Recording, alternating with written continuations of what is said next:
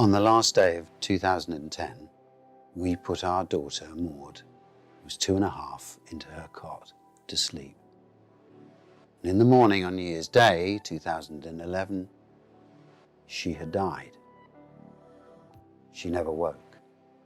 The symptoms seemed harmless. They seemed like any other cold or flu or stomachache.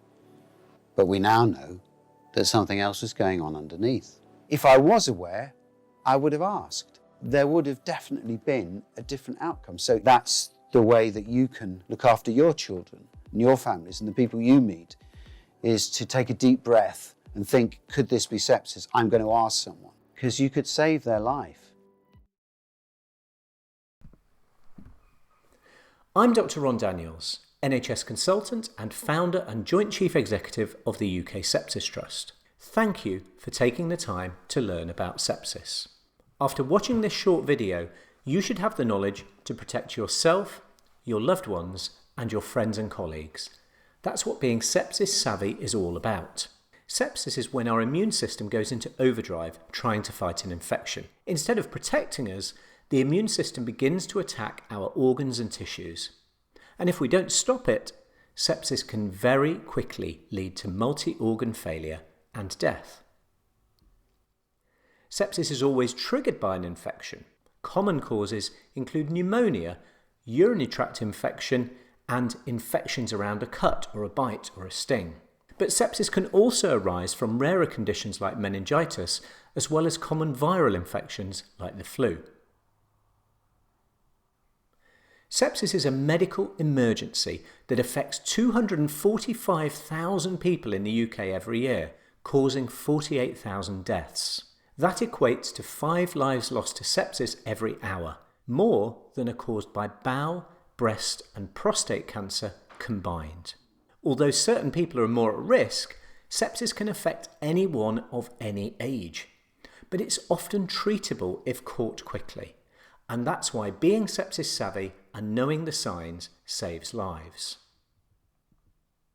In adults, the symptoms of sepsis spell the word sepsis. S for slurred speech or confusion. E for extreme pain in the muscles or joints. P for passing no urine, no water in a day. S for severe breathlessness. I for it feels like you're going to die. S for skin that's mottled or discoloured or very pale. Any one of those 6 symptoms in an adult with an infection, it goes straight to A&E. It's very important to note that non-white skin may show colour changes in more lightly pigmented areas, like the inside of the forearm or the palms of the hands. Around 10% of sepsis cases are in children, and the signs are slightly different. A child may have sepsis if he or she is breathing very fast, has a fit or a convulsion, looks mottled or very pale, has a rash that doesn't fade when you press it, is very lethargic or difficult to wake, who feels abnormally cold to the touch. Any one of those 6 signs in a child with an infection, it goes straight to A&E. If you suspect sepsis, time is of the essence. Call 999 or go straight to A&E and just ask, could it be sepsis? Sepsis must be treated in hospital, and most cases will need antibiotics. A treatment pathway developed by the UK Sepsis Trust and used around the world, the Sepsis 6, can save lives if it's delivered quickly. It's important to remember that antibiotics won't help with a viral illness, so they won't help to treat the common cold or the flu. Preventing infection is the first line of defence against sepsis, so it's important to stay up to date with vaccinations and practice good personal hygiene.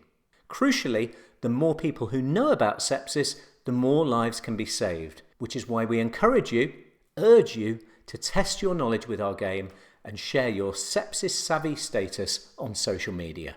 With your help, we can end preventable deaths from sepsis. Thank you.